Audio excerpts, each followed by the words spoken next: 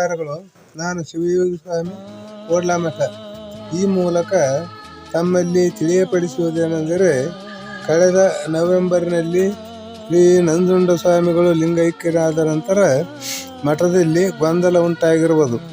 ಕಾರಣ, ಅಧಿಕೃತವಾಗಿ ಶ್ರೀ ಜ್ಞಾನಪ್ರಕಾಶ ಸ್ವಾಮಿಗಳನ್ನು ಮಠದ ನಿಯಮಗಳನ್ನು ಮೀರಿ, ಅಂದರೆ ಯಾವುದೇ ಮಠದ ಬಗ್ಗೆ ನಿರ್ಣಯಗಳನ್ನು ತೆಗೆದುಕೊಳ್ಳುವಾಗ ಮೊದಲು ಗುರುವರ್ಗ, ಶಿಷ್ಯವರ್ಗ, ಭಕ್ತವರ್ಗ ಈ ಥರದ ಸಭೆಗಳನ್ನು ಕರೆದು ನಿರ್ಣಯ ತೆಗೆದುಕೊಳ್ಳುವುದು ಮಠದ ಸಂಪ್ರದಾಯ. ಆದರೆ ಇದನ್ನು ಮೀರಿ ಯಾವ ಸಂಪ್ರದಾಯವನ್ನು ಪಾಲಿಸದೆ, ಏಕಾಏಕಿ ಒಬ್ಬರ ಪೂರ್ವಾಪರ ವಿಚಾರಿಸದೆ ಏಕ ವ್ಯಕ್ತಿಯ ನಿರ್ಧಾರ ತೆಗೆದುಕೊಂಡು ಈ ನಿಯಮಗಳನ್ನು ಮೀರಿದ್ದಾಗಿರುತ್ತದೆ. ಈ ಮಠದ ವ್ಯಾಜ್ಯವು ನ್ಯಾಯಾಲಯದಲ್ಲಿರುವುದರಿಂದ ಆ ರೀತಿ ನಿರ್ಣಯ ತೆಗೆದುಕೊಳ್ಳಲು ಬರುವುದಿಲ್ಲ. ಹಾಗಾಗಿ ಇದರ ಬಗ್ಗೆ ನಮಗೆ ಅನುಮಾನವಿದೆ.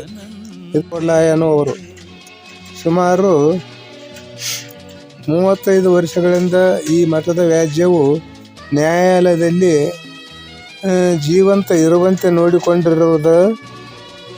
ನೋಡಿಕೊಂಡಿರುವುದೇ ಸ್ಥಳವಿದೆ.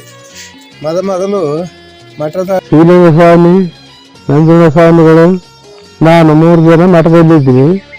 ಆದರೆ ಈ ಶ್ರೀಲಿಂಗ ಸ್ವಾಮಿಗಳು, ನಂಜುಂಡ ಸ್ವಾಮಿಗಳು ಇಬ್ಬರು ಸೇರಿಕೊಂಡು ಹೇಗಾದರೂ ಇವನನ್ನು ಖಾಲಿ ಮಾಡಿಸಿದರೆ, ಈ ಜಾಗದಿಂದ ಬಿಡಿಸಿದರೆ ನಾವೇ ಇಬ್ಬರಲ್ಲಿ ಒಬ್ಬರು ಪೀಠಾಧಿಪತಿಗಳಾಗಬಹುದು ಎನ್ನುವ ಸಂಕಲ್ಪದಿಂದ ನನ್ನನ್ನು ಬಿಡಿಸುವ ಹಲವಾರು ಪ್ರಯತ್ನಗಳನ್ನು ಮಾಡಿ ಬಹಳ ಕಷ್ಟ ಕಾರ್ಪಣ್ಯಗಳನ್ನು ಕೊಟ್ಟು ನನ್ನಿಂದ ಅಲ್ಲಿಂದ ಕಳಿಸಿಕೊಟ್ಟರು. ಗುಲ್ಬರ್ಗ ನಗರದ ತಾರ್ಫೈಲ್ ಬಡಾವಣೆಯಲ್ಲಿ ಮಠದ ಒಂದು ಬಂಗಲೆ ಇದೆ. ಅದಕ್ಕೆ ಇತಿಹಾಸವೂ ಇದೆ.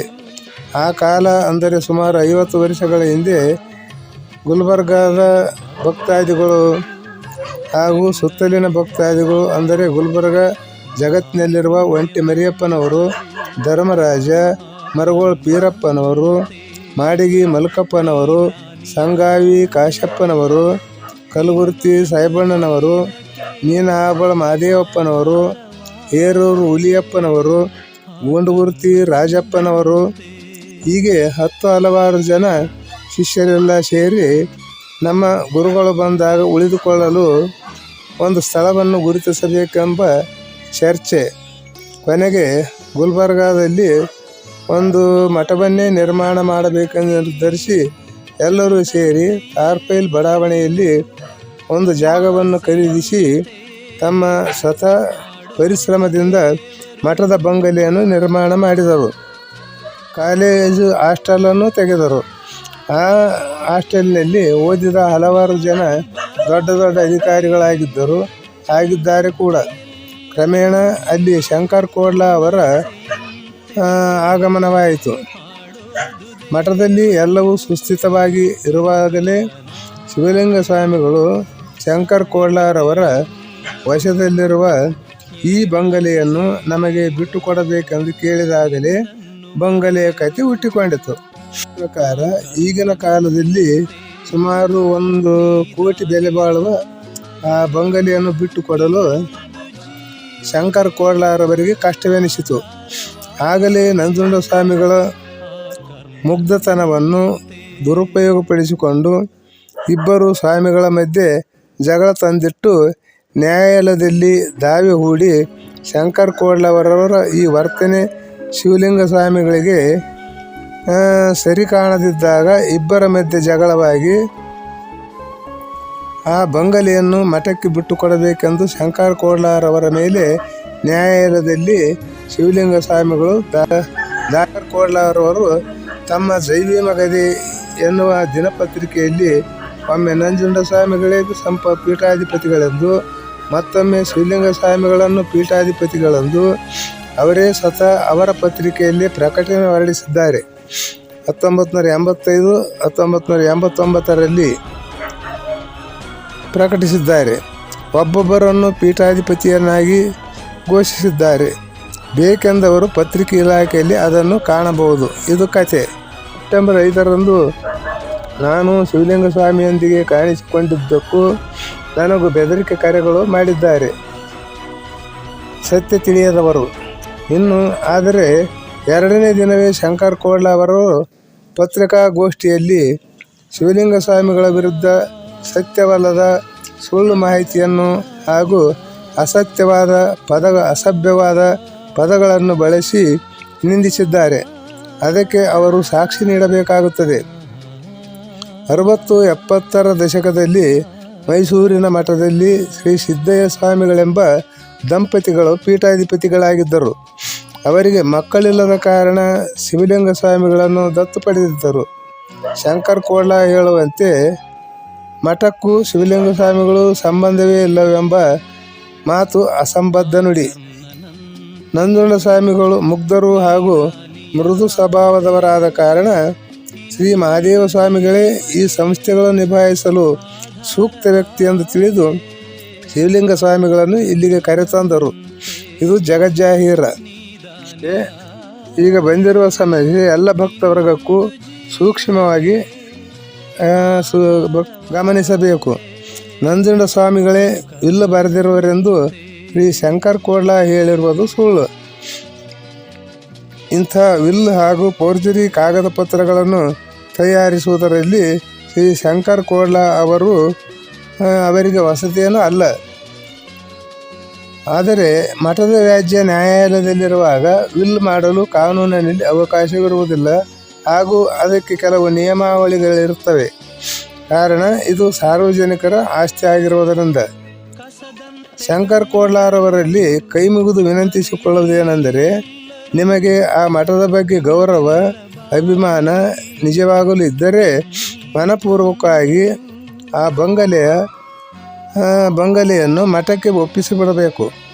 ಇನ್ನು ಮುಂದೆ ಮಠದಲ್ಲಿ ಹಾಗೂ ಸಂಸ್ಥೆಗಳಲ್ಲಿ ತಮ್ಮ ಹಸ್ತಕ್ಷೇಪವನ್ನು ನಿಲ್ಲಿಸಬೇಕೆಂದು ಕೇಳಿಕೊಳ್ಳುತ್ತೇನೆ ಅಂತ ಈ ವ್ಯಾಜ್ಯಗಳಲ್ಲೇ ಮುಂದುವರಿಯುತ್ತೀರಿ. ನೀವು ಸ್ವತಃ ಸಂಸ್ಥೆಯಲ್ಲಿದ್ದೀರಿ, ಅದರಲ್ಲೇ ತೃಪ್ತಿ ಕಾಣಬಹುದು. ಸಾರ್ವಜನಿಕ ಆಸ್ತಿಯನ್ನು ಪಡೆಯಬೇಕೆಂಬ ಬಯಕೆ ದುರಾಶೆಯಾಗುತ್ತದೆ ಹಾಗೂ ತಮ್ಮಂಥವರಿಗೆ ಇದು ಶೋಭೆಯೂ ಅಲ್ಲ. ಈಗ ಜ್ಞಾನಪ್ರಕಾಶ ಸ್ವಾಮಿಗಳನ್ನು ಪೀಠಾಧಿಪತಿಗಳನ್ನಾಗಿ ಮಾಡಿದ್ದೀರಿ. ಒಂದು ದಿನ ಅವರು ಆ ಬಂಗಲೆಯನ್ನು ಕೇಳಿದಾಗ ಅವರ ಬದಲಿಗೆ ಮತ್ತೊಬ್ಬರನ್ನು ಎತ್ತಿ ಕಟ್ಟಿ ಅವರ ಮೇಲೆಯೂ ಇದೇ ರೀತಿ ದಾವೆ ಹೂಡುವುದಿಲ್ಲ ಎನ್ನುವ ಗ್ಯಾರಂಟಿ ನಮಗಿಲ್ಲ. ಒಟ್ಟಿನಲ್ಲಿ ನಂಬಿಕೆಗೆ ಅರ್ಹ ವ್ಯಕ್ತಿ ತಾವಲ್ಲ ಎನ್ನುವುದು ಸತ್ಯ. ಪೀಠಾಧಿಪತಿ ಅವರಾಗುತ್ತಾರೋ ಇವರಾಗುತ್ತಾರೋ ಅವರವರ ಹಣೆಬರ. ಏಕೆಂದರೆ ವ್ಯಾಜ್ಯ ನ್ಯಾಯಾಲಯದಲ್ಲಿ ಇರುವುದರಿಂದ ಮಾಂಸವನ್ನು ತಿನ್ನದ ಬ್ರಾಹ್ಮಣನೇ ಇಲ್ಲ ಅಂತೇಳಿ ವಿವೇಕಾನಂದ ಹೇಳಿದ್ರೆ ಹಾಕಿ ಕೇಸ್ ಅವ್ರ ಮೇಲೆ. ದನದ ಮಾಂಸವನ್ನು ತಿನ್ನದ ಬ್ರಾಹ್ಮಣ ಯಾರು ಇಲ್ಲ, ಬ್ರಾಹ್ಮಣನಾಗಲಾರ ಅಂತ ವಿವೇಕಾನಂದ ಹೇಳಿದ್ದಾರೆ. ಏನಿಲ್ಲ, ಆದರೆ ಅವರ ಪ್ರಕಾರ ಬ್ರಾಹ್ಮಣರನ್ನು ನಮ್ಮ ಕಂಡರೆ ನಮಗೆ ದೇಶ ಇಲ್ಲ, ಬ್ರಾಹ್ಮಣ್ಯದಿಂದ ಮಾತ್ರ ನಮಗೆ ಅದರ ಮೇಲೆ ಮಾತ್ರ ದೇಶ ಎಂದು ಹೇಳುತ್ತಾರೆ. ಅದರಂತೆ ಜ್ಞಾನಪ್ರಕಾಶ ಸ್ವಾಮಿಗಳ ಮೇಲೆ ನಮಗೆ ದೇಶ ಇಲ್ಲ. ಜ್ಞಾನಪ್ರಕಾಶ ಸ್ವಾಮಿಗಳ ನಡೆನುಡಿಗಳ ಮೇಲೆ ನಮಗೆ ಅನುಮಾನ ಇದೆ. ಯಾಕಂದರೆ ಅವರು ಕುವೆಂಪು ಮಠ ಮಂದಿರಗಳನ್ನು ಬಿಟ್ಟು ಹೊರಗಡೆ ಅಂತ ಹೇಳ್ಯಾರ. ಕುವೆಂಪು ಅವರು ಗುಡಿ ಚರ್ಚು ಮಸೀದಿ ಮಠಗಳನ್ನ ಬಿಟ್ಟು ಹೊರಗೆ ಬನ್ನಿ ಎಂದ್ರು. ಮಠಗಳನ್ನ ಬಿಟ್ಟು ಹೊರಗೆ ಬನ್ನಿ ಎಂದ್ರು. 100 ದೇವರುಗಳನ್ನ ನೂಕಾಚೆ ದೂರ ಅಂದ್ರು. ನಾವು ನೂಕಿದ್ದೀವ ದೇವ್ರನ್ನ? ಈ ಪಿಗರ್ ಎಲ್ಲೋ ನೋಡ್ದಂಗೈತಲ್ಲ, ನಂಗೂ ಹಂಗೆ ಅನ್ನಿಸ್ತ. ನೀನೆ ನನ್ನ ಗುರುವೋ, ನೀನೆ ನನ್ನ ಏರೋವೋ, ನೀನೆ ನನ್ನ ದೈವವೋ, ನೀನೆ ನನ್ನ ಜೀವವೋ, ನೀನೆ ನನ್ನ ಮಾತಾ, ನೀನೆ ನನ್ನ ದಾತ. ನಂಬಿದಾರರು ಕೇಳಾರ ಅಂತ ಭಾಷಣ ಮಾಡ್ತಾರೆ. ಮತ್ತೊಂದು ಕಡೆ ನಾನು ಟಿಪ್ಪು ಸುಲ್ತಾನ್ ವಂಶಸ್ಥ ಅಂತ ಭಾಷಣ ಮಾಡ್ತಾರೆ. ಮತ್ತೊಂದು ಕಡೆ ನಾವು ಮೈಸಾಸುರ ಮರ್ದಿನಿ ವಂಶಸ್ಥರ ಅಂತ ಭಾಷಣ ಮಾಡ್ತಾರೆ. ಇದನ್ನು ನಮಗೆ ಸ್ವಲ್ಪ ಗೊಂದಲ ಇದೆ. ಏನೇನೋ ಏನೇನೋ ತಿಂತಾ ಇದಾರಲ್ಲ, ಜಗದ್ಗುರು ಮಟನ್ ಸ್ಟಾಲ್ ಓಪನ್ ಆಗಿದೆ. ಎಲ್ಲೋ ಎಲ್ರಿ ಜಗದ್ಗುರು ಮಟನ್ ಸ್ಟಾಲ್ ಓಪನ್ ಮಾಡ್ಕೊಳ್ಳಿ. ಮಧ್ಯ ಕುತ್ಕೊಳಕ್ ಅಗ್ನಿಯೇ ಸ್ವಾಹ, ಇಂದ್ರಾಯ ಸ್ವಾಹ, ವರುಣಾಯ ಸ್ವಾಹ, ಕುಬೇರಾಯ. We are the ruler. ದೇಶ ಆಳದಂತ ಜನ ನಾವು. ಭಿಕಾರಿಗಳಲ್ಲ, ದನ ಮೇಸಕ್ ಬಂದವರಲ್ಲ, ಮಧ್ಯಸ್ಥಿನ ಬಂದವರಲ್ಲ, ಕಜಕಿಸ್ತಾನಿಂದ ಬಂದವರಲ್ಲ. It is a pure blood. ಭಾರತದ ದ್ರಾವಿಡ ರಕ್ತ ನಮ್ದು. ಈ ರಕ್ತವನ್ನು ಅಳ್ಳಾಡಿಸ್ಲಿಕ್ಕೆ ಯಾವ आते हैं क्या? ರೇತಿ से नाम लिखता है. ಮರಳು ಮೇಲೆ ಹೆಸರು ಬರೀಬಹುದು, ನೀರು ಮೇಲೆ पानी से नाम लिखने के लिए आते हैं क्या? नहीं आते. ये मिट्टी क्या है तो पानी से क्या है, ये सोचना करो. अल्लाह मतलब क्या है?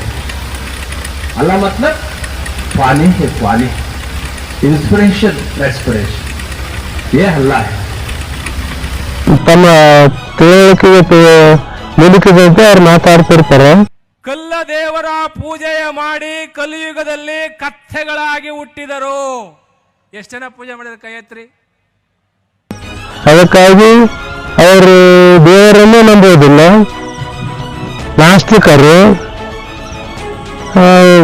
ಕಲ್ಲು ದೇವರಲ್ಲ, ಮಣ್ಣು ದೇವರಲ್ಲ, ಇದು ಮರ ದೇವರಲ್ಲ ಅಂತ ಹೇಳ್ತಾರೆ ಗುರುಗಳು. ನಮ್ಮ ಗುರುಗಳನ್ನು ಹುಟ್ಟೋದಕ್ಕಿಂತ ಮೊದಲೇ ನಮಗೆ ಗೊತ್ತು ಮಾಡಿದ್ದಾರೆ ದೇವರಂದ್ರೆ ಏನು ಅನ್ನೋದು. ಯದ್ಭಾವಂ ತದ್ಭವತಿ. ನಾವು ಯಾವುದನ್ನು ದೇವರನ್ನು ತಿಳ್ಕೊಳ್ತೀವಿ ಅದು ದೇವರಾಗ್ತದೆ. ನಮ್ಮ ಉರ್ಲಿಂಗ ಪೆದ್ದಿಗಳು ಕಲ್ಲನ್ನು ದೇವರನ್ನಾಗಿ ಪೂಜಿಸಿ ಇವತ್ತಿಗೆ ತಮ್ಮ ಅಸ್ತಿತ್ವವನ್ನು ಉಳಿಸಿಕೊಂಡಿದ್ದಾರೆ.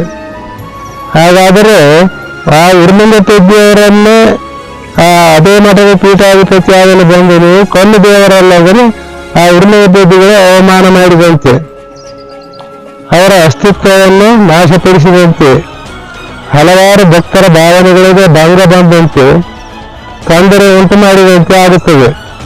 ದಯಮಾಡಿ ತಮ್ಮ ಸ್ಪಷ್ಟವಾದ ನಿಲುವನ್ನು ತಿಳಿಸಿ ಎಲ್ಲರೂ ಒಪ್ಪಿಕೊಂಡರೆ ಮಠದ ಪೀಠಾಧಿಪತಿಗಳಾಗಲು ನಮಗೇನು ಅಭ್ಯಂತರವಿಲ್ಲ. ನಮಗೆ ಯಾವುದೇ ಮಠವಿಲ್ಲ, ಮಂದಿರ ಇಲ್ಲ, ಆ ಮಠದ ಇದರಲ್ಲಿ ನಾವಿಲ್ಲ, ನಮಗದು ಬೇಕೂ ಆಗಿಲ್ಲ. ಅದಕ್ಕಾಗಿ ತಮ್ಮ ನಿಲುವನ್ನು ಸ್ಪಷ್ಟಪಡಿಸಬೇಕು. ಏನೋ 16 ತಾರೀಕು ಮೀಟಿಂಗ್ ಕಾರ್ಯಕ್ರಮ ಅಂತ ಕೇಳಿದ್ವಿ ಸುದ್ದಿ. ನಾವು ಆ ಮಠದ ಸದಸ್ಯರೇ ಅಲ್ಲ, ಸಂಸ್ಥೆಯ ಸದಸ್ಯರೇ ಅಲ್ಲ, ಬೇಕಂತಲೇ ನಮ್ಮನ್ನು ದೂರ ಮಾಡಲಾಗಿದೆ ಮತ್ತು ನಾವು ಬರುವ ಅಗತ್ಯತೆ ಇಲ್ಲ. ನಿಮ್ಮ ಸ್ಪಷ್ಟತೆಯನ್ನು ಸಾದರಪಡಿಸಿದ ಮೇಲೆ ಅದರ ಬಗ್ಗೆ ನಾವು ವಿಚಾರ ಮಾಡುತ್ತೇವೆ. ದಯಮಾಡಿ ಸರ್ವ ಭಕ್ತಾದಿಗಳು ಇದನ್ನು ಗಮನದಲ್ಲಿಟ್ಟುಕೊಂಡು ಮಠದ ಒಂದು ಆಸ್ತಿ ಪರರ ಸೊತ್ತಾಗುವುದನ್ನು ತಡೆಯುವ ಪ್ರಯತ್ನ ಮಾಡಬೇಕೆಂದು ತಮ್ಮೆಲ್ಲರಲ್ಲಿ ಕಳಕಳಿಯಿಂದ ಕೇಳಿಕೊಳ್ಳುತ್ತೇನೆ. ಹಾಗೂ ಎಲ್ಲ ನಮ್ಮ ಮಠಕ್ಕೆ ಏನಾದರೂ ತೊಂದರೆಗಳಾದಾಗ ಪೂಜ್ಯ ಗುರುಮಿಟ್ಕಲ್ ಸ್ವಾಮಿಗಳವರೇ ಇದನ್ನು ಸ್ಪಷ್ಟವಾದ ನಿರ್ಣಯ ತಗೊಳ್ಬೇಕಾಗಿತ್ತು. ಆದರೆ ಮೊದಲಿದ್ದ ಸಂಗಮೇಶ್ವರ ಸ್ವಾಮಿಗಳು ಇದ್ರೆ ಅದಕ್ಕೆ ಪರಿಹಾರ ಕೊಡ್ತಿದ್ದರು ಅಂತ ನಾನು ಭಾವಿಸ್ತೀನಿ. ಈಗಿದ್ದವರು ಸ್ವಲ್ಪ ಮುಗ್ಧ ಸ್ವಭಾವದವರು, ಅಷ್ಟಾಗಿ ಅವರ ಕಡೆ ಗಮನ ಹರಿಸುತ್ತಿಲ್ಲ. ಯಾವುದೇ ಸಭೆ ಸಮಾರಂಭ ಮೀಟಿಂಗ್ ಕರಿಬೇಕಾದ್ರೂ ಅವರ ಸಮ್ಮುಖದಲ್ಲೇ ಕರೆದು ಈಗ ಈ ಸಮಸ್ಯೆಯನ್ನು ಬಗೆಹರಿಸಿ ಮಠಕ್ಕೆ ಲೋಪ ಬಾರದಂತೆ, ಮಠದ ಹೆಸರಿಗೆ ಕಳಂಕ ಬಾರದಂತೆ ನೋಡಿಕೊಳ್ಳಬೇಕೆಂದು ಭಕ್ತಾದಿಗಳೆಲ್ಲರಿಗೂ ನಾನು ಕೈ ಮುಗಿದು ಪ್ರಾರ್ಥಿಸುತ್ತೇನೆ. ಮತ್ತು ನಮ್ಮಲ್ಲಿರುವ ಜ್ಞಾನ ಪ್ರಕಾಶಮಾನವಾಗಿ ಬೆಳಗಬೇಕೇ ಹೊರತಾಗಿ ಬೆಂಕಿ ಹಚ್ಚ ಕೆಲಸ ಮಾಡಬಾರದು ಅಂತೇಳಿ ನಾನು ವಿನಂತಿಸಿಕೊಳ್ಳುತ್ತೇನೆ.